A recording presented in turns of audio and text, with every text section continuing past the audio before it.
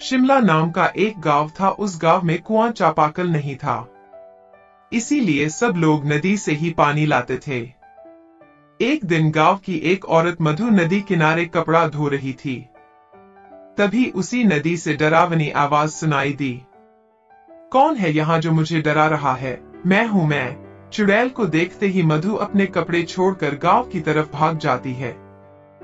गांव पहुंचते ही, अरे ओ गांव वालों सुनो, उस नदी पर मत जाना, उस नदी पर एक चुड़ैल है।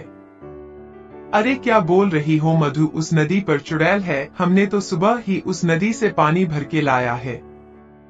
तब तो कोई चुड़ैल हमें दिखाई नहीं दी, कहीं तुम झूठ तो नहीं बोल रही हो?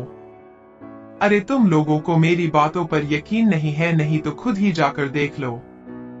हाँ भाई लोग, चलो तो जरा नदी पर हम लोग भी देखें कैसी चुड़ैल है।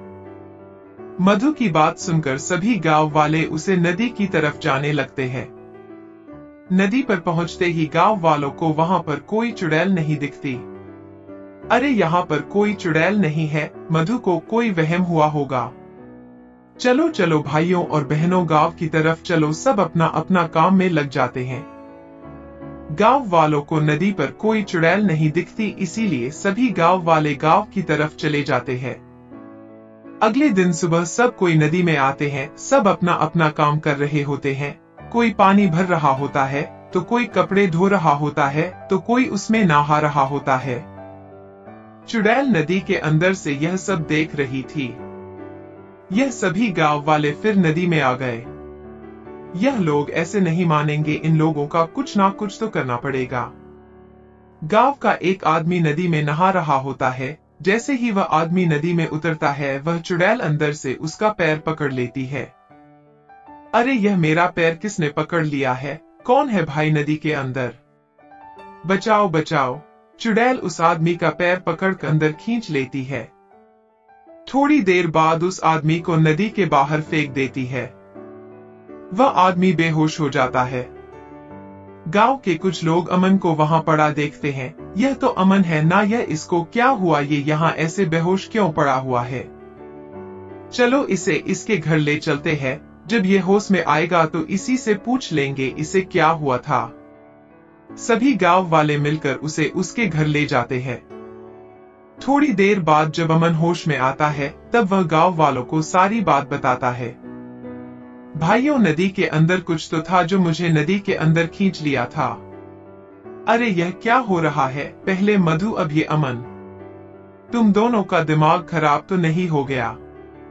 तुम लोग मेरी बात पर यकीन क्यों नहीं कर रहे हो? मैं सच बोल रहा हूँ। अरे भाइयों, देख नहीं रहे हो कितनी गर्मी बढ़ रही है? हो सकता है गर्मी की वजह से अमन बेहोश हो गया होगा और कुछ नहीं। हाँ हाँ, तुम सही बोल रहे हो, ये अमन तो कुछ भी बोल रहा है। सभी गांव वाले वहां से चले जाते। कोई भी अमन की बातों पर यकीन नहीं करता।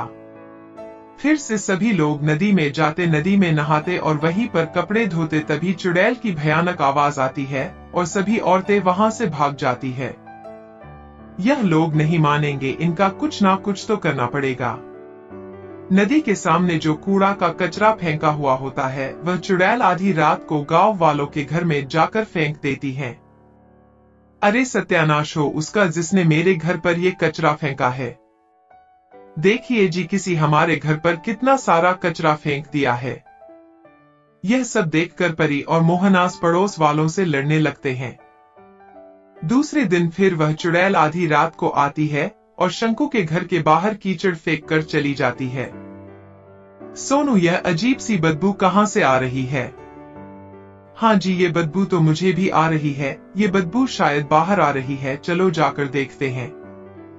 दोनों बाहर जाकर देखते हैं। उनके घर के बाहर ढेर सारा कीचड़ पड़ा हुआ है। अरे यह कीचड़ किसने डाला मेरे घर के बाहर? किसकी इतनी हिम्मत हो गई?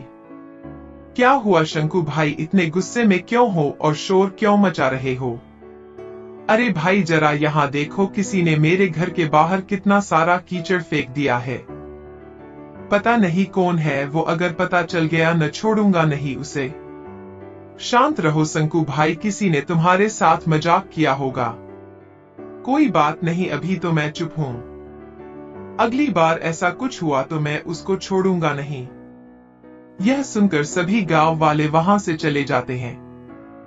जब रात को गांव वाले सो जाते हैं तो नदी वाली चुड़ैल फिर से आती है और कूड़ा लाकर लोगों के घर में फेंक रही होती है। तभी गांव का एक आदमी किशन अपनी खिड़की से चुड़ैल को कूड़ा फेंकते हुए देख लेता है। हमारे गांव में चुड़ैल है, मतलब अमन सही बोल रहा था, पर यह चुड़ैल हमारे गांव में क्या कर रही है? अच्छा, अब समझ में आया, यह चुड़ैल ही है जो लोगों के घरों में कूड़ा कचरा डाल देती है। सुबह होते ही मैं सारे गांव वालों को बता दूंगा। उस दिन रात सारा के घर पर चुड़ैल कचरा फेंक चला जाता है। वह आदमी अपने आस पड़ोस वालों से लड़ रहा होता है। हद हो गई, अब तो यह रोज रोज कौन कूड़ा कचरा डाल जाता है। आज उसने मेरे भी घर पर कूड़ा डाला है। उसकी इतनी हिम्मत, एक बार हाथ लग जाए छोड़ूंगा नहीं उसे। तभी वहां पर किशन आ जाता है। रुको रुको भाई लोग, तुम सभी लोग लड़ना बंद करो। तुम सभी के घरों में कूड़ा अपने गांव में से किसी ने भी नहीं डाला। यह क्या बोल रहे हो तुम? मेरे घर में किसी ने भी कूड़ा नहीं फेंका, तो फिर ये आया कहां से? हाँ हाँ बताता हूँ, पहले तुम सब सरपंच जी के घर चलो, वहीं पर सब बताऊंगा। क्या बात है तुम सभी लोग एक साथ यहाँ? सरपंच जी, बात ही कुछ ऐसी है कि सभी को यहाँ आना पड़ा। सरपंच जी, हमारे गांव में चुड़ैल है जो उस नदी के अंदर से आई थी। तभी मधु, देखा मैंने सच बोला था ना, उस नदी में चुड़ैल है जिसे मैंने देखा था। इसका मतलब उस दिन जब मैं नहा रहा था तो इसी चुड़ैल ने मेरे पैर पकड़े होंगे और मैं बेहोश हो गया था। हाँ हाँ तुम सभी सही बोल रहे हो, उस नदी में एक चुड़ैल रहती है। मैं खुद उसे देखा है गांव में कूड़ा फेंकते हुए। गांव में चुड़ैल हमने तो कभी उसे नहीं देखा। आधी रात को जब मैं सो के उठा था तो मैंने देखा एक चुड़ैल सभी के घर के बाहर कूड़ा फेंक रही थी। जब वह कूड़ा फेंक कर जाने लगी तो मैंने उसका पीछा किया। मैंने देखा चुड़ैल नदी के अंदर चली गई, पर मेरी समझ में ये नहीं आ रहा ये चुड़ैल ऐसा क्यों कर रही है। अब तो नदी पर जाना खतरे से खाली नहीं है। सरपंची, अगर हम लोग नदी पर नहीं जाएंगे तो पानी कहां से लाएंगे और पिएंगे क्या? और घर का बहुत सारा काम भी तो पानी से होता है, जैसे खाना बनाना, नहाना, कपड़े धोना और भी बहुत कुछ। हाँ हाँ सरपंच जी, ये सही बोल रहा है। अब हमारी गांव की औरतें नदी में कैसे जाएंगी? और हमारे गांव में एक भी कुआं नहीं है।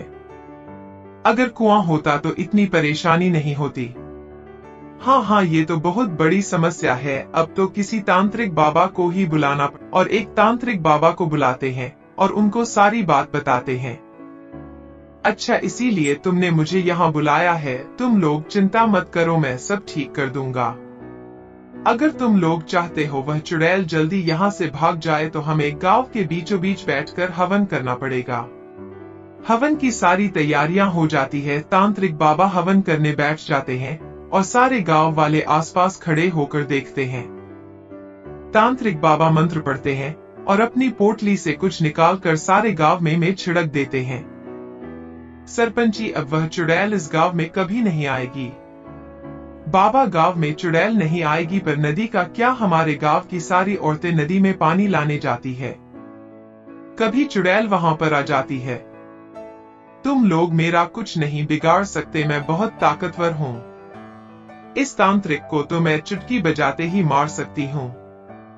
तुम इन गांव वालों को क्यों परेशान कर रही हो? वह नदी पर अपना काम करने जाते हैं तो तुम इनको डरा कर भगा देती हो या फिर उनके घरों पर कूड़ा कचरा डाल देती हो।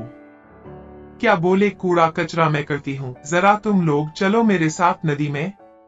सब लोग चुड़ैल के साथ नदी में जाते हैं। देखो जरा तुम सब इस नदी को देखो, तुम लोगों ने इस नदी की क्या हालत करती है। मैं तो आराम से इस नदी के अंदर रहती थी और तुम लोगों ने इस नदी पर इतना कूड़ा कचरा फेंकते हो जिसके कारण पूरा नदी का पानी गंदा हो गया है। और मुझे नदी के अंदर घुटन महसूस होने लगी थी, जिसके कारण मैं नदी के बाहर आ गई और तुम लोगों के साथ ऐसा करने लगी। तुमने हम सबको बहुत डराया और हमारी औरतों को पानी भी नहीं भरने दिया, तो हम लोग कहां जाए पानी भरने। तुम लोग बहुत ही गंदे हो, तुम लोग अपना घर तो साफ रखते हो और गंदा इस नदी को करते हो। तुम लोग इसी नदी में सब कुछ करते हो, नहाते भी हो और अपने जानवरों को भी नहलाते हो और यही पानी पीते भी हो। इसीलिए मैंने सोचा तुम लोग ऐसे नहीं मानोगे, तुम लोगों को सबक सिखाना पड़ेगा। तुम सही बोल रहे हो, तुमने हमारी आंखें खोल दी। आज के बाद हम सभी लोग नदी को गंदा नहीं करेंगे। इसके बाद से सभी गांव वाले नदी में जाकर अपना काम करने लगे और नदी को साफ सुथरा रखने लगे।